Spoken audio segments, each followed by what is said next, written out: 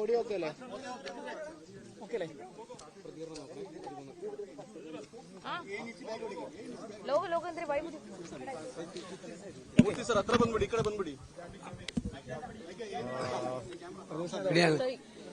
അപ്പൊ രാവിലെ വോട്ട് ചെയ്തു.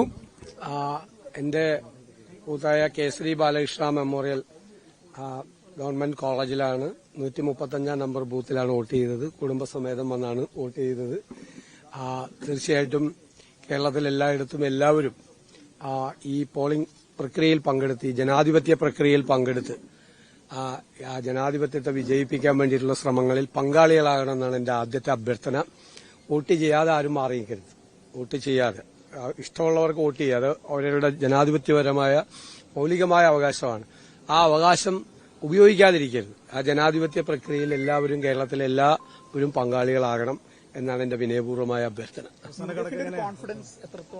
തീർച്ചയായിട്ടും ഞങ്ങളെല്ലാം അസസ് ചെയ്തിട്ടുണ്ട്. നേരത്തെ പറഞ്ഞതുപോലെ 100-ലധികം സീറ്റുമായി UDF അധികാരത്തിലേക്ക് തിരിച്ചുവരും.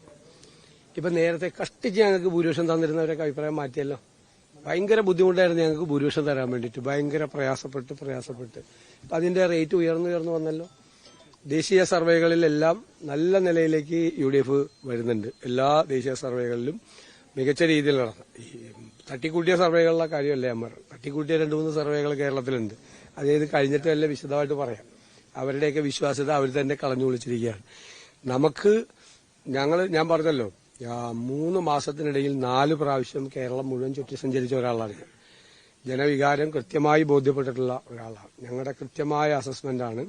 ഞങ്ങൾ 100-ലധികം സീറ്റുമായി ഞങ്ങൾ അധികാരത്തിലേക്ക് വരും എന്നുള്ള കാര്യത്തിൽ യാതൊരു സംശയമില്ല. ഒരു സംശയമില്ല.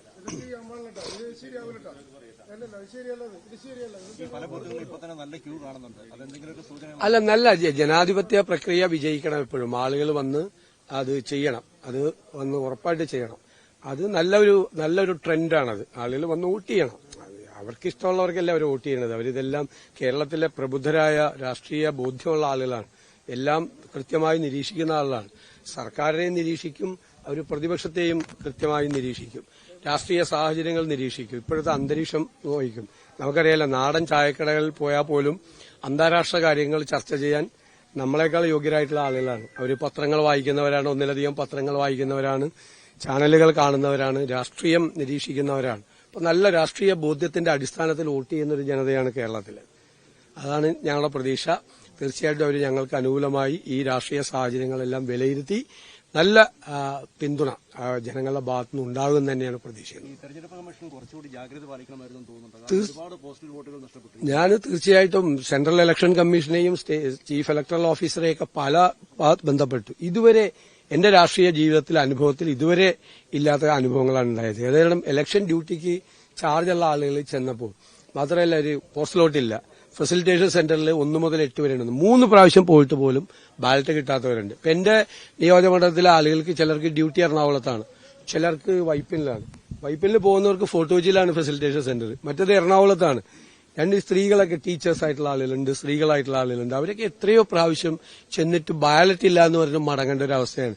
ഒരാൾ പോലും വോട്ട് ചെയ്യാതെ പോകരുത് എന്ന് ആണ് നമ്മുടെ ഒരഭിപ്രായം. അത് തന്നെ.